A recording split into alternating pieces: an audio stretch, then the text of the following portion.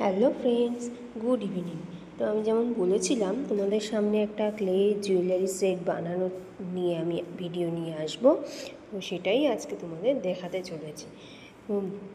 যেহেতু পুজো আসছে সামনে, সেহেতু পুজোকে মাথায় রেখে পুজো স্পেশালি জুয়েলারি সেটটা বানালাম। সেটটা বানানোটা দেখো, প্রথমে আমি একটা গোল শেপ নিয়ে নিলাম। গোল শেপকে কেটে একটু শেপ করে নিতে হয়, খুব সাবধানে শেপ করতে হয় কারণ এটা খুবই নরম থাকে।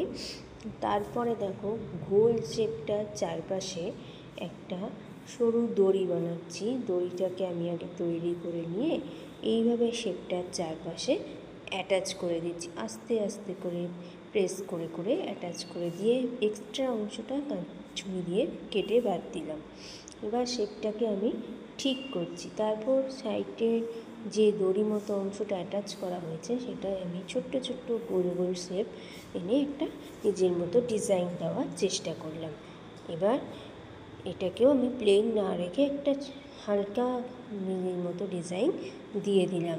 দেখো, এবার আমি ঘরটা আগেই আমি বানিয়ে রেখেছিলাম। ঘরটা কিছুই নয়, একটু ডিম্বাকার শেপ নিয়ে উপরের দিকটা উঁচু করে দিলেই আলতো করে তাহলে ঘরটা হয়ে যায়। এবার যেহেতু এটা আমি ঘর বানাচ্ছি, তো তার উপরে পাতাটাও বানাতে হবে। পাতাটা আমি ড্রপ শেপ করে করে আস্তে আস্তে করে শেপটাকে বাড়িয়ে নিয়ে দেখো, শেপটাকে আস্তে আস্তে করে হালকা হালকা প্রেস করে এভাবে দেখো বাড়াতে হচ্ছে। আর প্রেস করার সময় কিন্তু খুবই আলতো করে প্রেস করবে। খুব বেশি প্রেস করলে একদিকটা একদম পাতলা হয়ে যেতে পারে, একদিকটা খুবই মোটা থাকতে পারে, সেক্ষেত্রে কোনো শেপই আসবে না। দেখো, আমি নিজের মতো করে শেপ দেওয়ার চেষ্টা করছি, একটা পাতা শেপ দেওয়ার চেষ্টা করছি।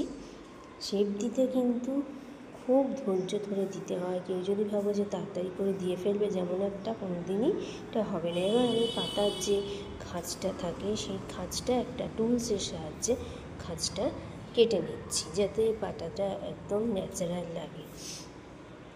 শেপটা দিয়ে পাতার খাঁজ না কাটলে পাতা তো ওটা মনেই হবে না, কোনো ন্যাচারাল সেটই আসবে না। তো সেইভাবে আমি করে দিচ্ছি। দেখো, আস্তে আস্তে করে হালকা হালকা প্রেস করে করে এটা একটা ডিজাইন করে কাটিং করে দিচ্ছি। এবার হচ্ছে ঘটের উপর পাতা বসানোর পালা। একটা পাতাটাকে তৈরি করে নিয়ে আমি আলতো করে প্রেস করে নিয়ে বসাচ্ছি। শক্ত হতে এগুলো সময় লাগে, ঘন্টা দেড় ঘন্টা মোটামুটি শক্ত হয়। তারপর পুরো শক্তর জন্য আমি মোটামুটি ছেড়েই দিই, বেশ খানিকটা টাইম ছেড়ে দিই।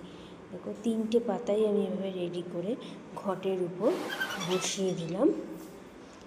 এবার ডাব বানাচ্ছি। ডাব বানানোটা কিছুই না, ডাব বানানোর সামনের দিকটা একটু ছুচলো হয়, ডিম্বাকার হয়, পেছনের দিকটা ভোঁতা হয়।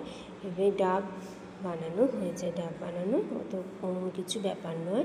এবার ডাবটাকে বানানো হয়ে যাওয়ার পরে দেখো বসিয়ে দিলাম। আর অরিজিনাল ডাব দেখার জন্য ডাবের গায়ে যেহেতু আঁচড়ের দাগ থাকে, সেই ডাবটা টুলসের সাহায্যে করে নিলাম। দেখো, আমার বাকি